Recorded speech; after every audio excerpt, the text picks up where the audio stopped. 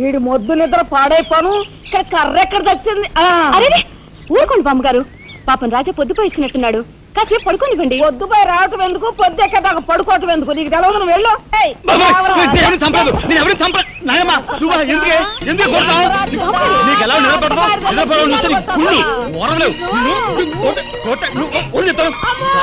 నిద్రపోనకుండా కొట్టుకొని పైగా చేస్తుంటావు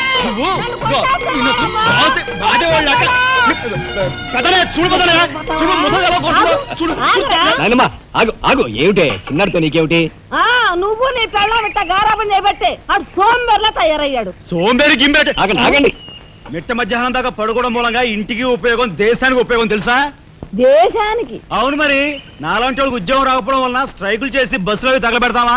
అలాంటివి ఏమీ చేయకుండా యువతలు నిద్రపోవడం మూలంగా దేశానికి ఎంత ప్రశాంతత. ఏమిటినైనా లాభం ఏమ్మా, కానీ సంపాదన లేనోడు 3 పూట్ల మిక్కితే ఇంటికి ఎంత ఖర్చు? అందుకే అర్ధరాత్రి వచ్చి మిట్ట మధ్యాహ్నం దాకా నిద్రపోతాను. దాని మూలంగా రాత్రి భోజనం, తెల్లారి కాఫీ, టిఫిన్లు నీకు ఆదా కాదా? ఏనా ఇక పెద్దనే అంటావా? వాడు మధ్య తరగతి మనిషి, బోడు బరువు బాధ్యతలు ఉంటాయి, 10 మందికి సమాధానం చెప్పుకోవాలి కాబట్టి పొద్దునే లేవాలి. ఇక సీతమ్మ లాంటి వదులంటావా? ఇంటి చాకరీ బోర్డు అంత ఉంటుంది, ఆవిడ పొద్దునే లేవాలి. ఇక చిన్నయ్య ఇదిగో వీడు ఒక పుస్తకాల పురుగు, ఎప్పుడెప్పుడు ఐఏఎస్ పాస్ అయిపోదామని ఉంటుంది కాబట్టి తను పెందడే లేవాలి. ఇక చిన్నపిల్లలు పొద్దునే ఆడుకోవాలి, చదువుకోవాలి కాబట్టి వాళ్ళు పెందడే లేవాలి. నువ్వు నేను ఎందుకే పెందడే లేవటం? నా మాట విన్నాయనమ్మా, నువ్వు నాతో పాటు అర్ధరాత్రి వరకు గాలి తిరుగుడు తిరిగి ఇంటికి వచ్చి నిద్రపోయి లేటుగా లేచావనుకో, ఇంటికి ఖర్చు తగ్గుద్ది, నాకు నీ దశ తగ్గుద్ది. ముదిరిపోయావురా చిన్నబాబు, నీళ్ళు తోడుతున్నా ఎంత పొగర్రా నీకు? ఉదయంతో చాకరీలు చేయించుకుంటావా? ఏంటి దొడాలి, సబ్బెట్టాలి, రఫాడించేస్తానేమనుకున్నావు? నువ్వు చేయాల్సిన పనులు ఉదయంతో చేస్తావు, నేను నిన్ను కేకలు పెడతావు అనుకుంటే నువ్వు ఎదురొస్తావా? అయినా ఈ వయసులో నువ్వు చేయాల్సిన పనులు ఏమిటి? ఏంటయ్యా? నాకు సేవలు చేసుకోవటం. ఏంటి? తాతయ్యకి ఎలాగో సేవలు చేయలేదు, నాకు సేవలు చేసుకో. దేవుడు మెచ్చి నీకు స్వర్గ దూరాలు తెలుస్తాడు. నిజమేనట్రా చిన్న? నిజమేనా ముసుల్దానా?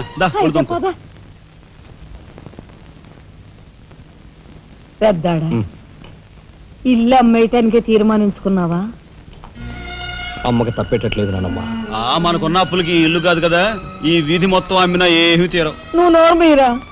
ఆడి మాటలకేం గాని మీ తాతయ్య రెక్కలు బొక్కలు చేసుకుని ఇల్లు కట్టించాడురా. నా బొందులో ప్రాణం ఉండగా అమ్మ నేను నన్ను చంపుకు తిన్నంత ఒట్టే. ఈ మాత్రం దానికి అంత పెద్ద పెద్ద మాటలు ఎందుకు లేనమ్మా? అమ్మలే ఆ తిప్పలేవో నేనే పడతాను. అన్నయ్య, అసలు గొడవేమీ లేకుండా నేనే చదువు మానిస్తే? అయ్యి బాబోయ్, భలేవాడివే, చదువు మానేస్తానంటావేంటి? నువ్వేదో కలెక్టర్ అవుతావు, ఇంటెల్ పాదిని ఉద్ధరిస్తావు అని మేమంతా నీ మీద ఆశ పెట్టుకుంటే తప్పురా అన్న. ఆ పని చేయకు. అవును, ఇప్పుడు నీ అయ్యే చదువుకి ఎంత ఖర్చు అవుద్ది? ఢిల్లీ దాకా వెళ్ళాలంటే 500 ఖర్చు అవుతుంది.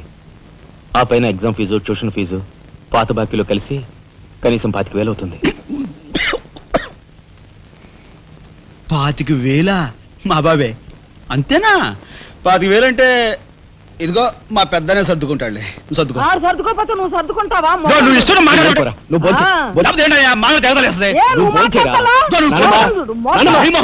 ముందు వాడు బోంచేది. రే రాఘవ, ఏ పరిస్థితుల్లో నీ చదువు ఆగిపోవడానికి వీలేదురా.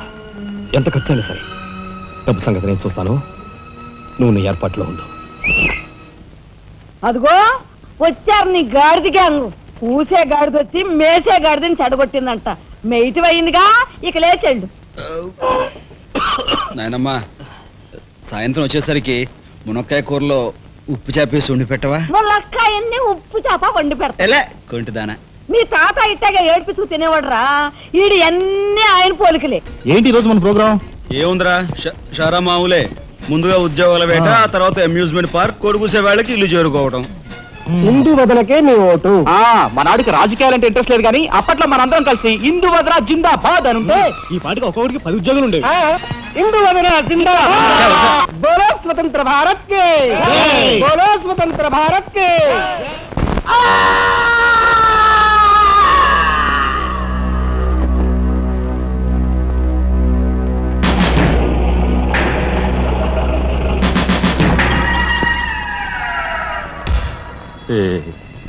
అన్నయ్య చాలా మరగయ్య. ఓ మిత్త సరవల బొడ్డు కనకాంబరం, నీకు ఇంకా కుర్రతనం పోలేదురా. నువ్వు కాన్వెంట్కి ఎక్కువ కాలేజీకి తక్కువ. చిన్నపిల్లలు బట్టల మీద సిరాజల్లుకున్నట్టు మొహం మీద నెత్తురేంట్రా. చుక్క గోరువెచ్చని నీళ్లు బొచ్చుతో వాళ్ళు తీసుకురా.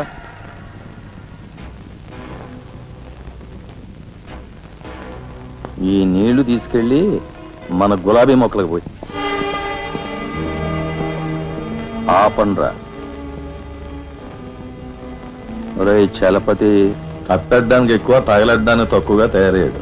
చుక్క వీడు కార్మిక నాయకుడిన నా మీదే కాలరెత్తిలా అయిపోయాడు. పాపం సెండాఫ్ ఇచ్చే. నీ తసారావులో బోర్డు బలేవోడువయ్యా ఎస్పీ. బెల్లం మీద ఈగలు, కళేబరాల మీద రాబందులు, నేరస్తుల మీద మీ డిపార్ట్మెంట్ భలేగా వాలిపోతారా. ఎలా పసిగడతారో గాని. చుక్క ఆ బేసిన్ లోపల పెట్టి పళ్ళెం పట్టరా. చూస్తారేంట్రా సార్, మా పోలీస్ డిపార్ట్మెంట్ ని మీరు వాడుకున్నంత ముద్దుగా మరి ఎవ్వరూ వాడుకోరు. I'm your fan. Thank you. వారి చేతికి మా చుక్క కన్నాంబకి ఎక్కువ, కాంచనమాలకు తక్కువ. Nice guide.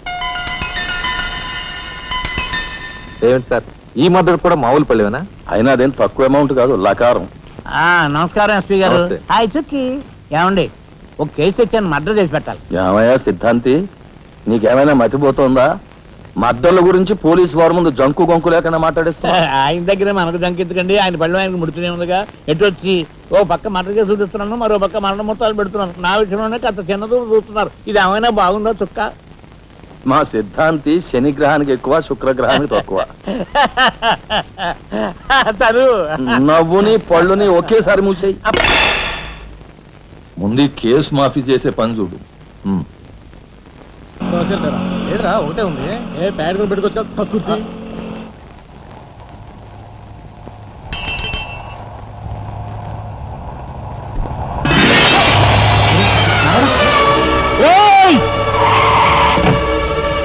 ఏం బాబా, కళ్ళు కనపట్టాలా?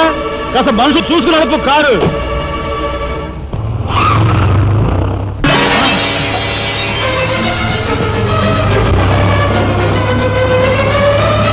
ఎంత పొగర్రా దీనికి.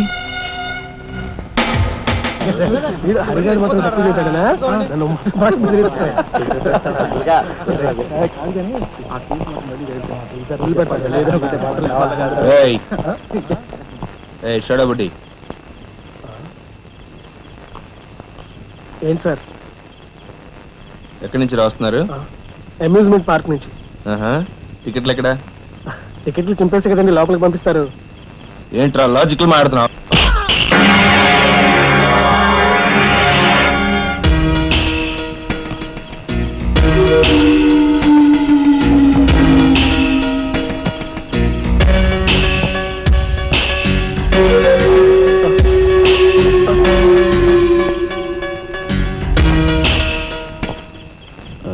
ఎందుకు సార్ మా వాడిని కొట్టారు? పక్క వీధిలో కార్మిక నాయకుడు మర్డర్ జరిగింది.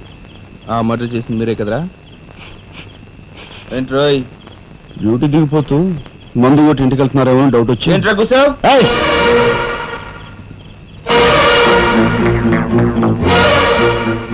అసలైన నేరస్తులు పట్టుకోవడం చేత కాకపోతే యూనిఫామ్ తీసేసి ఇంట్లో కూర్చో. అంతేగాని రోడ్డు మీద పోయే వాళ్ళని పట్టుకోవాలనుకుంటే ఎవరు ఊరుకోరు. జాగ్రత్త. పోయండి రా.